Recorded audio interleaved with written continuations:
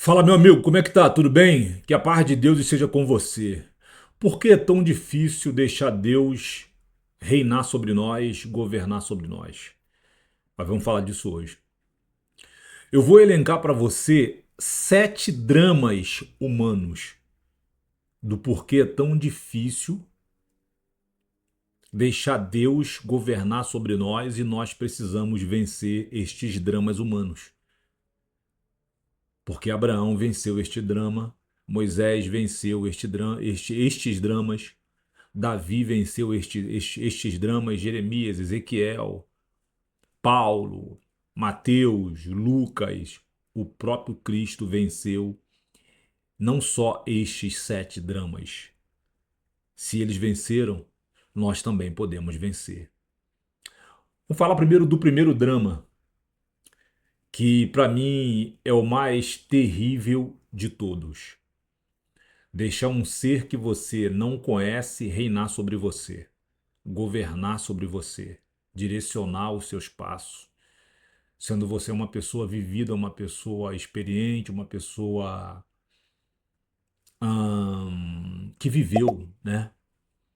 E aí o Espírito Santo, que é mais poderoso que qualquer ser, ele convence o homem do pecado, do juízo e da morte, e leva o homem para a igreja. E ali o homem decide verdadeiramente, porque foi vencido pelo Espírito Santo, que é mais poderoso. O homem decide entregar a sua vida a Jesus. Daquele momento em diante, não importa mais o que eu quero, as minhas aspirações, os meus projetos e os meus sonhos, não importa mais. Daquele momento em diante, quem reina sobre mim, quem governa sobre mim é o Espírito Santo de Deus. Ou seja, este lugar está sob nova direção. Não vivo mais eu, mas Cristo vive em mim. E ao longo desse processo, desse drama real, que é um drama real, a gente vai ver se verdadeiramente se é Cristo que reina sobre mim ou se eu simplesmente só falei de boca, mas é eu que o que importa é o que eu quero, o que tem que prevalecer é a minha vontade, o que tem que prevalecer são os meus projetos e as minhas aspirações. Ok? Então, a coisa mais difícil do mundo é ser governado por um ser que você não conhece. Emmanuel Kant diz que o homem não pode conhecer a realidade, e é verdade. O mundo objetivo nós não podemos conhecer, nós só conhecemos o mundo subjetivo, que é onde nós estamos. Então, deixar um ser que você não conhece governar sobre você e muitas das vezes te fazer passar por caminhos tortuosos, de provações, de humilhações, de falta de oportunidade, de calúnia, de perseguições, de assassinato de reputação e ele se cala, é uma das coisas mais difíceis do mundo. E nós muitas das vezes tentamos entender, só que nós esquecemos que nós não fomos chamados para entender, mas para crer. Beleza? Todo ser humano que disser que conhece a Deus, ele é mentiroso. Porque o apóstolo Paulo diz que agora nós vemos por enigmas, ou seja, é uma sombra. É a coisa mais difícil do mundo é você ser governado por um ser que você não sabe quem é, mas que te constituiu, que te gerou, que sempre cuidou de você. Só que você não sabe. Para refletir sobre isso. O segundo tópico é resistir à tua própria vontade. É você entender que a tua vontade hoje não importa mais. O que importa é a vontade daquele que te venceu, que te levou para a igreja e lá você entregou a sua vida a ele. É a vontade dele que importa. Se você tiver que ser rasgado ao meio com uma serra, é a vontade dele vai ter que prevalecer. Se você for agredido por um velho de 70 anos, ele permitiu aquela agressão e você não vai revidar. Se você for lançado na prisão, lançado na fornalha, é a vontade dele que tem que prevalecer. Se você ficar anos desempregado, sem salário mínimo, sem casa para morar, morando na rua, depois que você entregou a sua vida a ele, é o projeto dele. Se você, depois que você foi ungido pastor, a sua vida virou de cabeça para baixo e você não está entendendo nada, é o projeto dele. Você não tem que entender, tu só tem que crer. Tem que prevalecer na tua vida a vontade dele, não é a tua vontade. E isto é a segunda coisa mais difícil do mundo de se compreender. Porque nós esperamos sempre o progresso externo, né? Não é isso? O ser humano sempre espera o progresso externo para todo mundo ver. Só que Deus trabalha de uma forma diferente. O progresso é de dentro para fora. E isso demanda tempo. E se demanda tempo, demanda sofrimento, demanda rejeição, demanda calúnia, demanda difamação, demanda assassinato de reputação, porque você está indo na contramão do mundo. E muitos dos seus irmãos, família, grupo social está indo no caminho do mundo.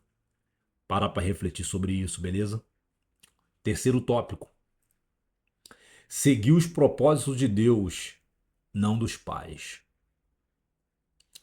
Esse também é um tópico assim que vem levando muita gente para o caminho da perdição. Porque, em especial, os pais, porque são muito emocionais, na grande maioria, não são racionais, eles não conseguem compreender que a vida que Deus gerou por meio deles não é deles. A vida que os pais geraram não é uma cópia deles. Eles têm dificuldade de compreender isto. Então, eles não conseguem entender que aquela vida que Deus gerou por meio deles, aquela vida será governada por Deus e aquela própria vida vai trilhar um caminho totalmente diferente do caminho deles na maioria das vezes, estando ou não na igreja. E os pais, por causa do coração, eles querem, muitas das vezes, pelo menos mais de 98% dos pais, eles querem que seus filhos sigam os seus caminhos, não os caminhos de Deus. E muitas das vezes os filhos também não conseguem ter esse discernimento de que meu pai e minha mãe me geraram, eu sou eternamente grato por eles. Porém, a vida é minha. Eu vou fazer as minhas escolhas. Eu vou decidir se vou servir a Deus ou não, livre-arbítrio. E o próprio Deus entende e aceita isto. E os filhos, muitas das vezes também por serem emocionais, eles acabam aceitando a doutrina dos pais. Eles acabam aceitando os caminhos que os pais separaram para eles. Tu vai fazer medicina quando o garoto não tem habilidade para medicina. Tu vai fazer direito quando o garoto não tem habilidade, não tem dom, não tem talento para ser advogado e afins. E destrói aquela vida. Então, siga Deus. Deus é quem é teu pai, foi Deus foi quem te gerou, foi Deus que te colocou no ventre da tua mãe. É Deus que você vai seguir. Procure ouvir a voz de Deus. Escuta a voz de Deus, porque Deus tem o melhor para você. Quarto tópico. Muitas das vezes, porque nós somos seres sociais, nós temos os nossos grupos de amigos, né? Grupos chamados grupos sociais, que nós fazemos na igreja, fazemos no condomínio, fazemos no curso, fazemos no futebol, fazemos na faculdade, fazemos no curso técnico e afins. E dentro desses grupos sempre vai ter alguém, um referencial, uma pessoa que tem grande facilidade em se relacionar, né? É o cão guia, muitas das vezes pela sua inteligência, pela sua aparência, pela sua ahn, pelo seu próprio ser mesmo, alegre, falante, brincalhão, compreensivo, amoroso, compassivo. E a gente muitas das vezes quer seguir aquela pessoa, sendo crente.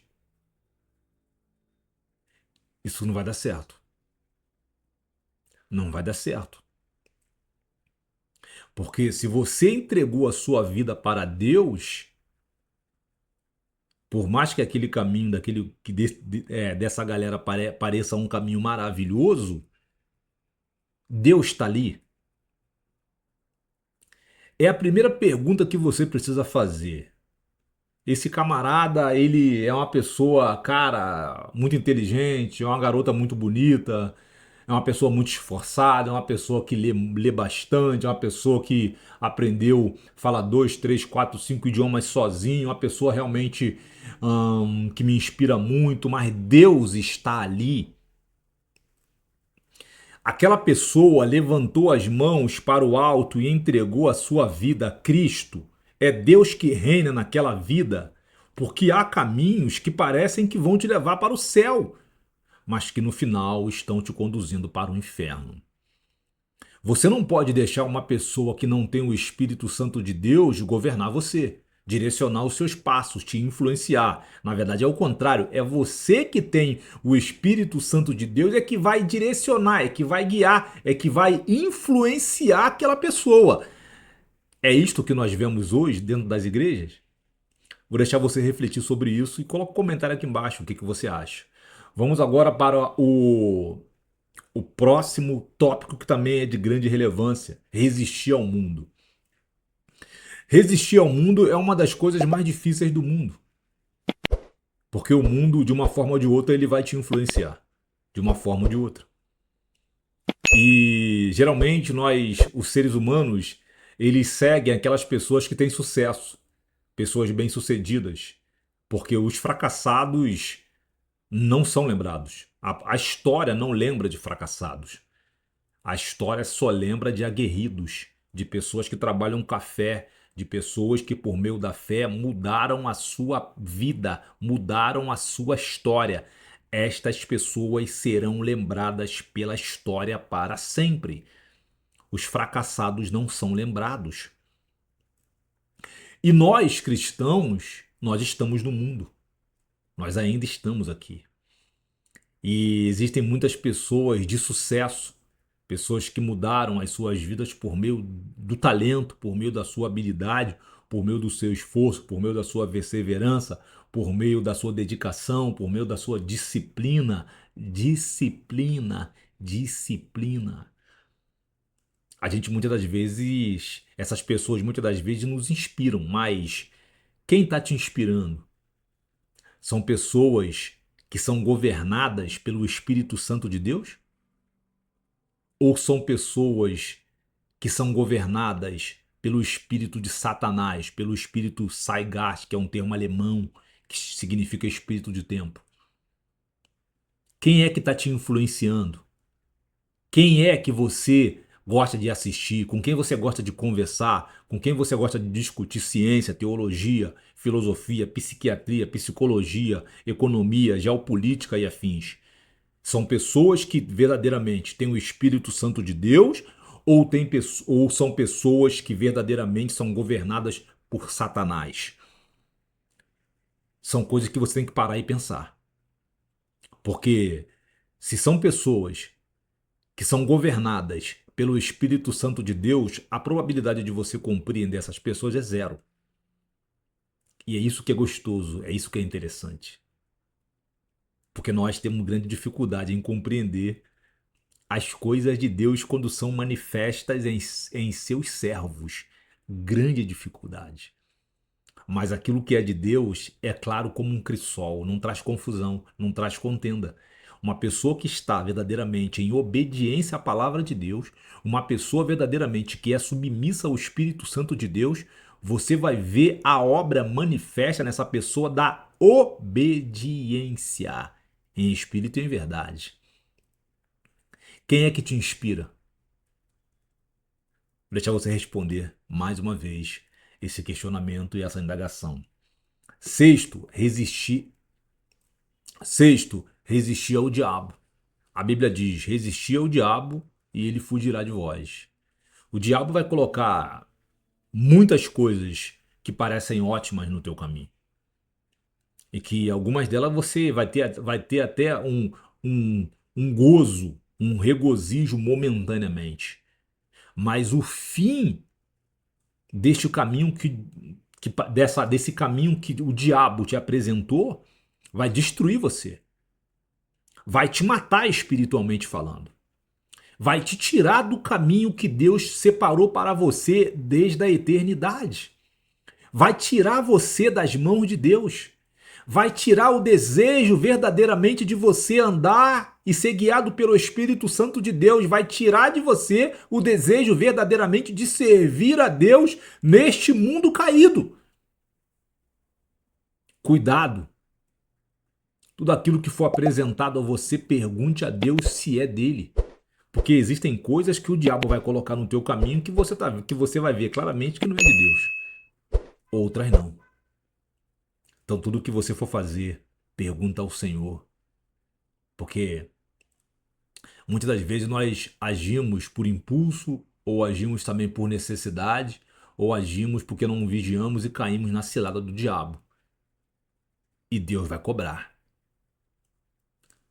A palavra é: resista ao diabo e ele fugirá de vós. O último e não menos importante, que é o 7, é entender que 80% das pessoas que te atacam não é intencional. Isso aqui é muito difícil. Porque dentro da igreja, da cultura de Deus, do mundo de Deus, ali tem dois povos, né? Dois grupos, o joio e o trigo. Os filhos de Esaú e os filhos de Jacó. Eles estão juntos. Deus preferiu assim, e assim, se você parar para analisar, é até interessante que você tenha a oportunidade de escolher quais dos dois caminhos você vai realmente seguir, o de Deus ou o de Satanás, o da mentira ou da verdade. 80% das pessoas que nos atacam não é intencional, os ataques não são intencionais. São pessoas que nunca se converteram. Estão tomando ceia, estão pregando a palavra, estão jejuando, estão discipulando pessoas, estão evangelizando, estão pregando, ensinando nas escolas bíblicas dominicais.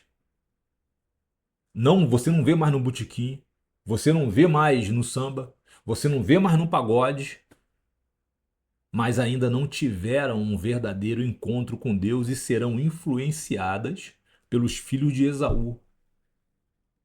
Porque os filhos de Esaú, eles não podem tolerar, eles não podem aceitar a verdade. O que é a verdade? A verdade para nós, o que é a verdade para nós, para nossa carne? É uma provocação, é um confronto, é um constrangimento, é uma prova. Isto é a verdade. A verdade para nós nos incomoda. Porque nós estamos dentro de um corpo que deseja verdadeiramente viver da obra da carne. Então, dentro da igreja, quando você entra à igreja e tem uma palavra lá rema, uma palavra poderosa lá sendo pregada, e aquela palavra tá te incomodando, aquela palavra tá deixando você desconfortável numa cadeira, e uma cadeira muitas das vezes confortável com ar condicionado, você não tá à vontade naquele lugar, aquela palavra que tá saindo do altar, ela tá vindo de encontro ao teu coração e tá mexendo com toda a sua estrutura. Essa palavra é de Deus. Essa palavra é de Deus. Agora, quando você entra numa igreja, ou você abre o YouTube e você começa a ouvir pregações, e o pastor está pregando, pessoas estão rindo, pessoas estão pulando, Pessoas estão batendo palmas, pessoas estão ali, você vê claramente que elas estão terrivelmente à vontade dentro de um local santo, dentro de um local sagrado que é a igreja, que é onde está o Espírito Santo de Deus. Coloca teu pé de apoio atrás que tem alguma coisa de errado. Coloca o teu pé atrás que tem alguma coisa de errado, porque o pecador, quando ele se depara com a luz, ele fica desconfortável. Você nunca vai ver as trevas à vontade quando a luz aparece. A Bíblia diz que quando a luz aparece, as trevas é dissipada, é queimada, é pulverizada. Então, as pessoas que ainda não se converteram, que estão num processo de conversão, elas não conseguem entender isto. E muitas das vezes Deus vai te usar para libertar essas pessoas, para despertar essas pessoas do sono profundo da ignorância e elas vão te atacar. Mas a máxima é o perdão. Se nós perdoamos estas pessoas, Jesus também nos perdoa.